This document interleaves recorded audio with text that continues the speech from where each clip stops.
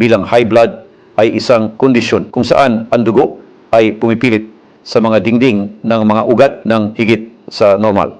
Ito ay maaaring magdulot ng malalaking problema sa kalusugan tulad ng sakit sa puso o stroke kung hindi magagamot o mapapabayaan. Ang alta presyon ay may palayaw ang silent killer dahil kadalasan ay wala itong malinaw na sintomas. Kaya naman, mahalagang regular na sukatin ang presyo ng dugo, maging sa bahay gamit ang blood pressure monitor o sa doktor. Ano nga ba ang normal na level ng presyo ng dugo? Ang normal na presyon, 120/80 mmHg. Mataas na presyon, kung ang presyon ay umabot sa 140/90 o higit pa ng palagyan. Sa ilang malalang kaso, maaari kang makaramdam ng mga sintomas tulad ng 1. Matinding sakit ng ulo.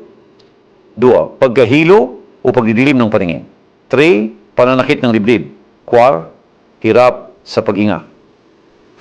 Mabilis na pagtibok ng puso. Kung makaramdam ka ng alinman sa mga sintomas na ito o kung mataas ang resulta ng pagsukat ng iyong presyon, pumunta agad sa doktor.